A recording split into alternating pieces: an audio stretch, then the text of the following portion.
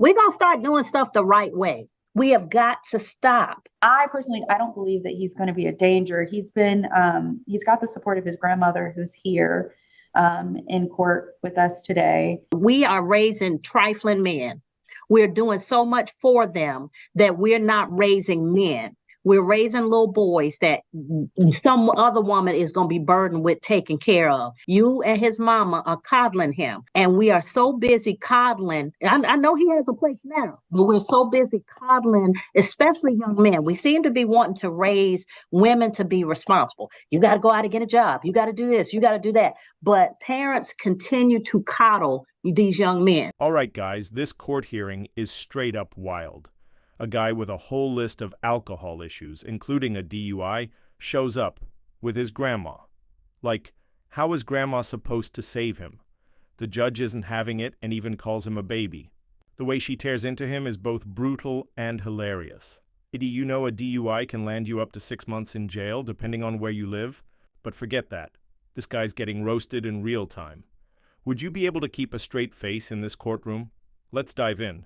Your Honor, so what Mr. King wanted to share with the court was that he's been kind of proactive. So he says that he's completed some defensive driving courses, some anger management courses and things like that. But we understand that the court's main concern is the alcohol. So if there is perhaps any sort of monitoring that Mr. King can have while he's out of jail, or perhaps testing, he would be agreeable to something like that. But we just don't feel like him being in jail. I personally, I don't believe that he's going to be a danger. He's got the support of his grandmother who's here in court with us today. And like I said, he's gainfully employed and he does have a child and he does have a lot to lose, and he understands that, especially having been in here. Ms. Hahn, it's not necessarily that I think he's going to be a danger per se. The concern that I have is that he's gotten 2 subsequent charges, one of which definitely involves alcohol, since he got a DUI. And so all of these things coming into play, you can present all of this to me as the reason why I shouldn't put you in the jail, but none of that kept you from getting 2 subsequent charges after a DUI. I don't understand what's going on. Like, now I'm supposed to feel bad. Oh, he's got a 2-year-old. Well, that was your choice. Nobody told you to go out there and you got pending charges and your life is probably not stable and you out here having babies. I'm not a proponent of just willy-nilly having children and then using them to try and play on the court's heartstrings, because I feel like children deserve the absolute best that we can give them. And when we just out here having them and then trying to figure it out on the back end, I'm not a proponent of that. And I see your grandmama sitting back there with her hands over her face, praying for you and everything. And I think that's a good thing. But I think that you need to take some personal responsibility. You're 25, you've chosen to have a child and become a parent, but you also have committed, allegedly, you have 3 different pending cases, not charges. You got 1, 2, 3, 4, 5, 6 pending charges before the court, and over the course of 2 years. And so the way the judge counted up his charges is just wild. How do you rack up 6 charges in 2 years and not expect serious jail time? DUI, domestic charges? This guy's out here testing how many laws he can break before they actually lock him up. A DUI alone is no joke. It's illegal everywhere, and it's not just about breaking the law. It's straight up dangerous for everyone. Add in the domestic stuff, and yeah, it's clear he's not learning his lesson. The judge is about to hand down the sentence. What do you guys think? Does he need jail time, or should he just get probation? Let's dive back in. I don't understand why I should now let you out again and risk you getting another charge. Because if you stay in jail, you'll come up next on the trial calendar. We can go ahead and try these cases and get them done. We can try them back to back to back. So, well, 1 second, Your Honor. Your Honor? Yes, ma'am. If I could just say one last thing on behalf of Mr. King. Your Honor, obviously, we still would like for him to be released, but I know that Your Honor is concerned about alcohol.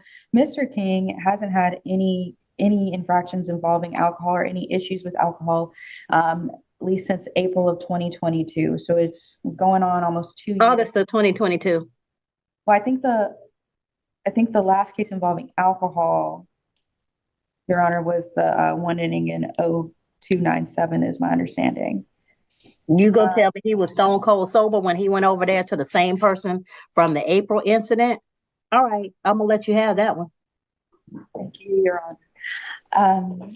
But so, Your Honor, Mr. King and his grandmother was also kind of chiming in as well. Let me know that there aren't any concerns, at least we don't believe that there are any concerns that the court should have about alcohol. He's kind of been on the straight and narrow for over the last year. And so we would like the opportunity for him to get out of jail and kind of fight these charges from the outside. Because he does maintain with me that he's not guilty on all of the cases. And that's kind of what I was trying to explain to him as to why we won't go into the details of that here today as to what happened in each of those cases. But without doing that, he does want the court to release him. All right. If I release him, he's gonna test every 2 weeks for substances. If he misses a test, he comes back to jail. If he tests positive, he comes back to jail. That's fine, Your Honor. All right, draw up the order. Thank you. He'll go to he'll make an appointment with the probation office and he'll test every 2 weeks. He misses if he misses a test, he's coming back to jail. If he tests positive, he's coming back to jail for any substance, alcohol or anything else. We're gonna start doing stuff the right way. This judge isn't playing. She questions why she should let him out, knowing he might get another charge. If he stays in jail, they can just move his cases through faster. His lawyer argues he's been clean since 2022, but the judge isn't convinced. Still, she agrees to release him. Under strict rules, he must test for substances every 2 weeks. Miss a test? Jail. Test positive? Jail. No exceptions. The judge makes it clear, this time, there are no second chances. No, Grandma, no. Come on up, ma'am. See, your grandson is in this situation because somebody's always taken up for him and he's not getting responsibility for the things he's doing. I understand that, Your Honor, and thank you for allowing me to speak. But what we did, his mother and I, when they were having their spats, we only go pick up the baby now, or me or his mother. And you shouldn't have to do that because they should be grown enough. If they're grown enough to have a baby, they should be grown enough to co-parent. But anytime the grandmama and the mama have to get involved in transporting the baby because they can't get along, that tells me that they're immature and shouldn't have had the baby in the first place. So he needs to grow up. And no, I'm not going to facilitate that. No, ma'am. Well, actually, it was his idea. I don't care. Not to have the interaction. I don't care. He had a baby with that woman. If he can't now co-parent with her, that tells me something about the fact that they shouldn't have even had a baby together. So no, y'all can't have any contact with her until such time as that baby is legitimized through the courts.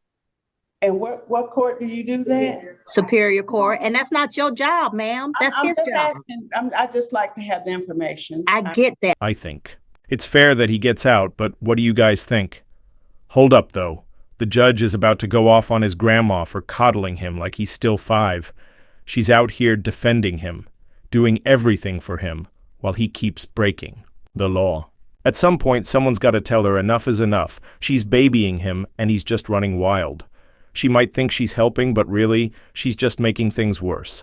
Let's dive back in. We are raising trifling men. We're doing so much for them that we're not raising men. We're raising little boys that some other woman is going to be burdened with taking care of. Even if he gets back with Kay and Frazier, she going to have to do everything for him because you and his mama are coddling him. There was a time in this country where once you left your parents' house, you were responsible and you had to make your way and be responsible. Every successful person I know, including myself, you get from your parents instructions when you finish high school. Hey, I don't know what you're going to do. College, military, work, but you can't live here. And we are so busy coddling. I know he has a place now, but we're so busy coddling, especially young men. We seem to be wanting to raise women to be responsible. You got to go out and get a job. You got to do this. You got to do that. But parents continue to coddle these young men. Oh, come on. We all know this grandma isn't just asking for info just because. Yeah, right. You know she's about to call them up and try to set something up for her little grandson. Seriously, though, she needs to chill and let the court do its thing. Like, is this normal? Or is she just being way too protective? What do you guys think? Does she need to relax a little? And so they end up not being responsible for themselves or anybody else. He's a parent now, so he's grown. So anything that happens on his behalf or his child's behalf, he has to handle it. Y'all need to stop stepping in. I respect what you just said, but in the case. No buts. He stepped in and is taking care of her daughter that is 4. So and my family and everybody that knows him respects him as a good father. So I cannot let it be said that he's not a good parent. I didn't say he wasn't a good parent. I said they weren't mature enough to co-parent. I recognize that, but I do want it to be on record that he is. No, I didn't say he wasn't a good parent, and there is a path to him being able to parent his child. I told you what it is. But what I'm saying to you is you and his mama can't live his life for him. And as long as y'all are doing for him, then he won't be able to do for himself. Thank you for that, Your Honor. I'm just saying, you recognize what I'm saying. When you left your parents' house, how old were you? 18. And did they say you never went back, did you? Never went back. Okay, this man is 25, and I'm gonna tell you what my grandmother said. My grandmother raised 13 children, and you know what she said? She said, I have never had to stand bond for any of them. But you know what she also said? If you do something, don't call me. Right. I raised you to be responsible. I raised you to do the things that you should know how to do. And so of her 13 children, none of them had to stand in a courtroom or come get them or call my grandfather to come get them because I've raised you. So now you're on your own to be responsible the way I taught you to be. And we have gotten so far away from that. We got kids now telling their parents off, taking their parents' vehicles, hitting and interacting with their parents in such negative ways. But at a minimum, we're not raising children to be responsible. At 18, your parents said, that's it. And you went out and you made your way. And you look reasonably successful. Now, I don't know you, but you don't look like you're struggling. And what I'm telling you is until you let somebody get out there and do what they need to do, and you looking at me in this role, but I'm gonna tell you right now, when I went to college, my parents was like, okay, you made it into college. All those student loans, I had to pay. When I went to law school, I had to pay. I was working 2 jobs in college and going to school, 2 jobs and going to school. There have been other times in my life when I worked 2 jobs and gone to school. So what I'm saying to you is he can do if y'all step out of the way and make him do it. But don't keep coddling him and we gonna facilitate seeing the baby and we gonna make sure because y'all can't co-parent because y'all fighting each other that we gonna make it easy to go back and forth. Go to court. He can go to court, set up a visitation schedule and get a superior court judge to determine how this is gonna happen. But in all things, he's going to be a parent for the rest of his life. So if he can't get it right now at the beginning, when it's easy, it's not going to get any easier. It's not. And with all due respect, Your Honor, I don't condone. I didn't help you get into a mess. I can't help you get out, but I do support helping you through it. That's the way I look at it with my kids. Nah, I'm not gonna lie, the judge has this completely backward. I see men getting pushed hard to get jobs, be responsible, and figure things out on their own, while young women are getting coddled with mommy and daddy doing everything for them. It's like there's this double standard no one wants to talk about. I don't know, though. That's just my take based on what I've seen. Am I wrong here? Let me know what you guys think. But for now, the judge is locked in and ready to go. Let's dive back in. I got you. But what I'm saying to you is, remember how you made it. And people think it's harsh. But when your parents said, you 18 now, you on your own, you might have struggled. But right now, if you face with any situation in your life, you're going to figure out how to make it work. Yeah. Because you've had that experience. We don't let our kids struggle. So when they get out there, the first thing they're going to do is turn back to mama.